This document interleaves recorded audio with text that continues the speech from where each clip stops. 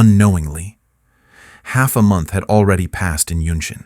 For the past half-month, Wei Wuxian fought magical duels every night but still couldn't escape from Yunshin. He felt that he couldn't treat it as a game any longer. He needed to use his real skills. For example, things he was good at. After thinking for a while, he suddenly grabbed Lan Wangji and asked, "Little old-fashioned, do you know how to swim?"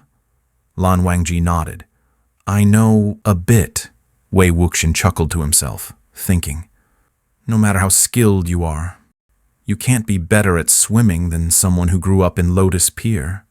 When he jumped into the Lotus Pond to fight water ghosts, Lan Wangji probably couldn't even blow bubbles in the water. "I found a great spot at your family's back mountain while wandering around today. Let's have a competition there." Before Lan Wangji could react, Wei Wuxian grabbed him and swiftly headed towards the back mountain. Under the moonlight, the cold spring appeared like a solitary emerald, clear and quiet, without a single ripple. The aloof and distant demeanor, like someone rejecting others from 1,000 miles away, made Wei Wuxian unable to resist glancing at the person standing quietly beside him. That person, with brows and posture like frost and snow, was just like the springs before him. Such a display of feigned coolness only made him more eager to interfere, to stir up and desecrate it, fueled by his mischievous impulse. Wei Wuxian swiftly moved, kicking off his boots towards the sky. His clothes and pants were flung everywhere, and he was left only in a thin pair of underpants.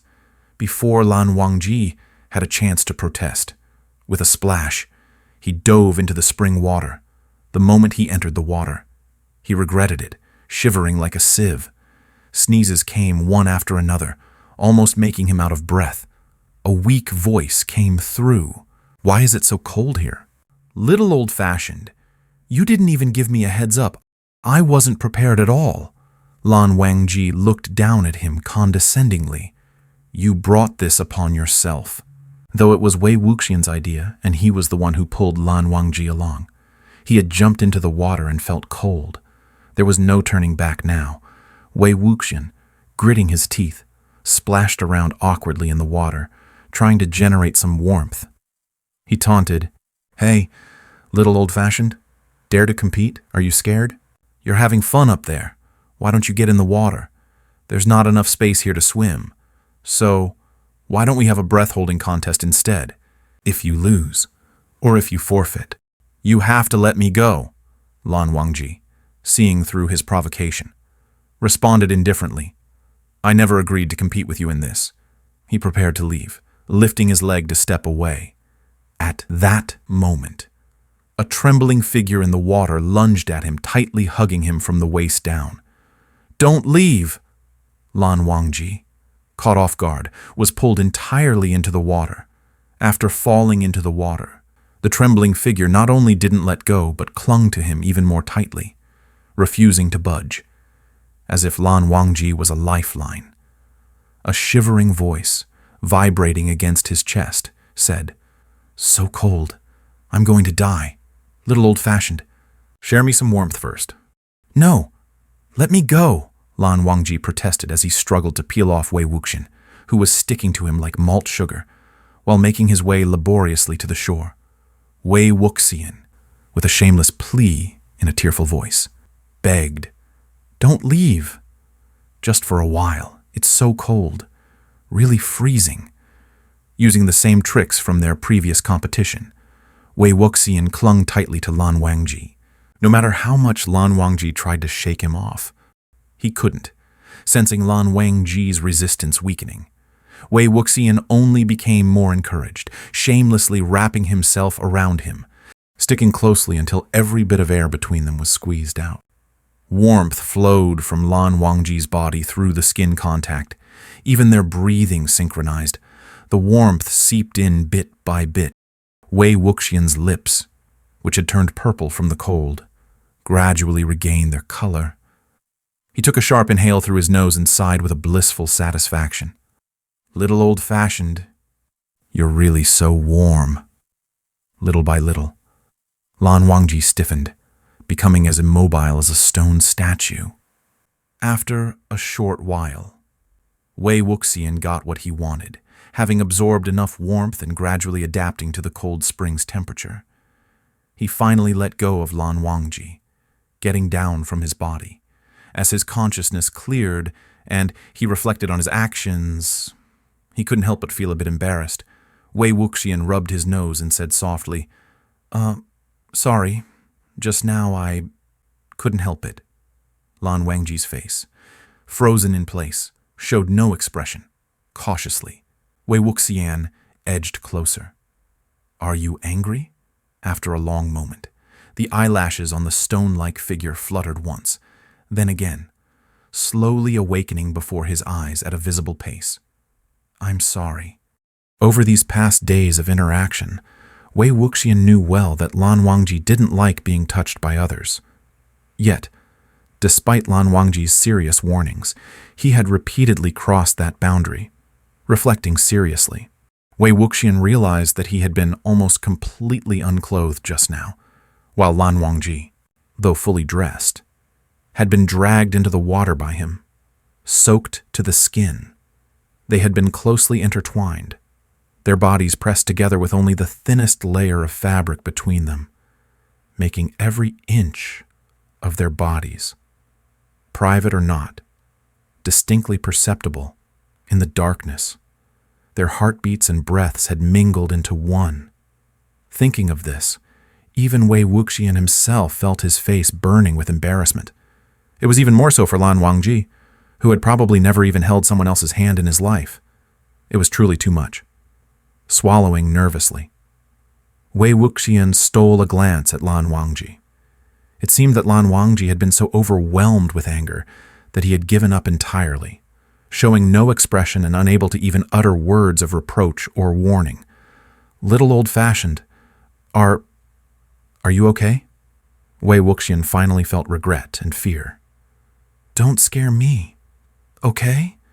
Just respond to me. I swear I will never do it again.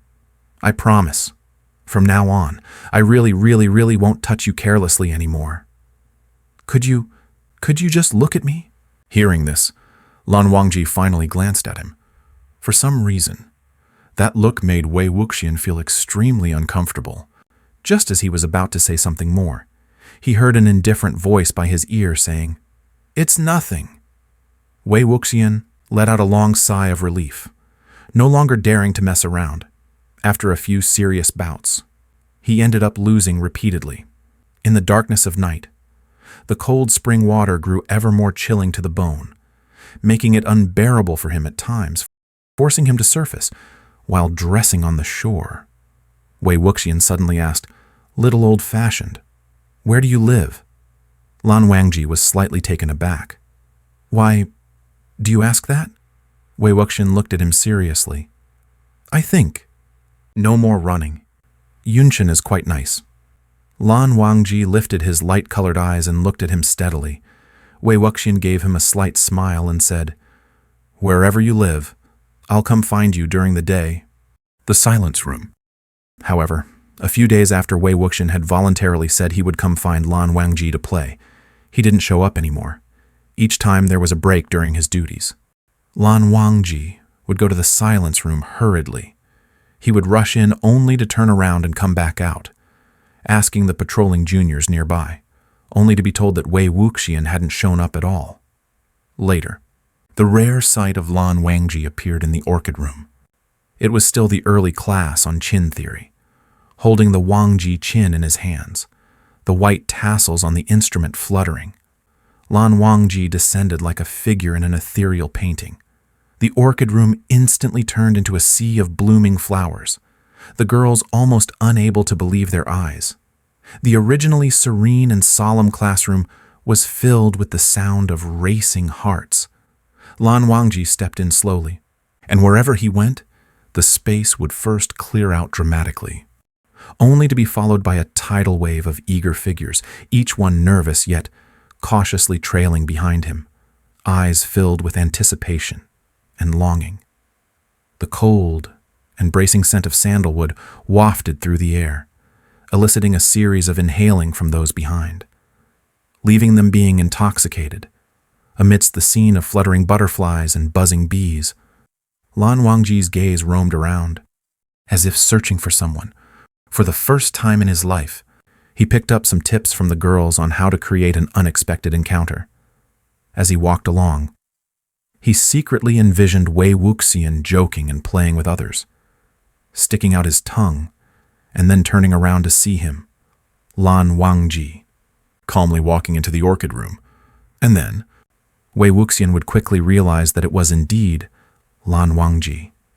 Amidst the profusion of flowers, Wei Wuxian would boldly move over to Lan Wangji's side amidst the teacher's reproaching voice, greeting him with a cheerful laugh and repeatedly interrupting his focused study. However, despite the smiling faces around him, the one he was eagerly looking for was nowhere to be found. That familiar, smiling face wasn't there. Lan Wangji sat down feeling deeply disappointed. Amidst the restless atmosphere filled with racing hearts and the increasingly impatient clearing coughs of the music theory teacher, Lan Wangji completed the lesson feeling downcast and distracted. After class, Lan Wangji walked back, lost in thought. Behind him, the rustling sounds continued. Lan Wangji doesn't seem very happy today. Is he looking for someone? Ah, is it a girl he likes? I'm so envious of that girl. I've been in Yunshin for so long, and this is the first time I've seen Lan Wangji. I really want to talk to him soon. You shouldn't get your hopes up. Longing is hard to resolve, and the bittersweet feelings are known only to oneself.